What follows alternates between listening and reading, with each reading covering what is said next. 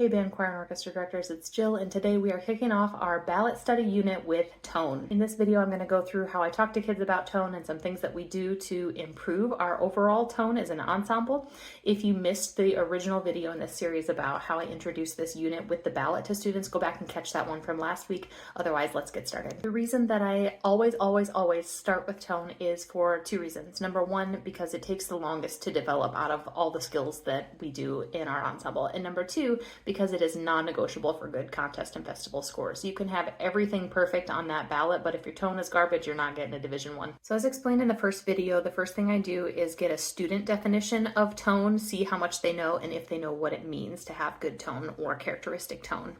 I use that information to develop a discussion in class, and this doesn't have to be a whole class period or anything, just 5 minutes, on what good tone means to me and what I expect from them when I'm asking for good tone. Then, this is the important part, I'm going to spend a full week of rehearsals talking generally only about tone. Yes, I'll fix wrong notes and rhythms, but I will become the tone police.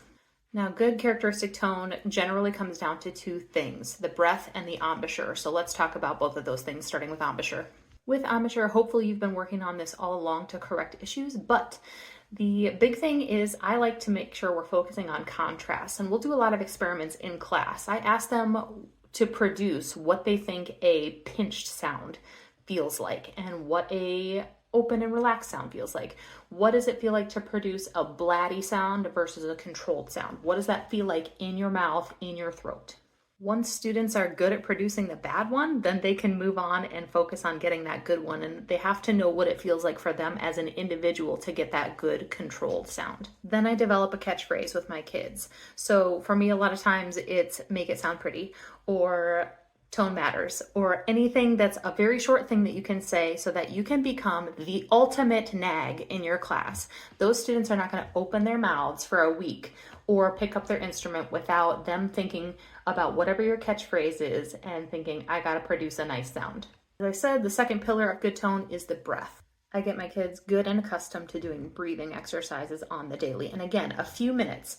It doesn't have to be the whole time. But I highly recommend the Breathing Gym as a program. It's available, of course, at Sheet Music Plus. But if you don't have access or you just want to give it a try before you buy, then there are some of those Breathing Gym exercises available for free on YouTube.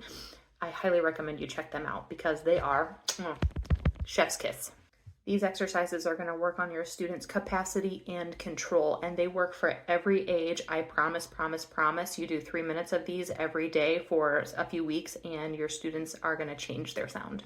Now, your work with tone with your students is never going to be finished. They will always need help and reminders with it, but after spending a week or even 2 full weeks solely focusing on it, they're going to get in a space where they have a great foundation and a vocabulary for when you need to issue reminders and ask them to do certain things to get that good sound and that good foundational tone.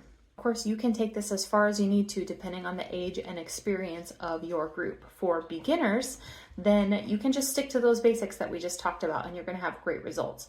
As you move on through the age groups, then you can get into more advanced concepts like carrying those good tones into extreme registers. You can talk about bright versus dark tone. You can talk about maintaining it throughout different articulations and many more concepts that are a little bit more advanced. That's it for this week's tip. Make sure you give us a like and follow because next week I'm going to be continuing on this series with tone's cousin, intonation. I'll catch you next time.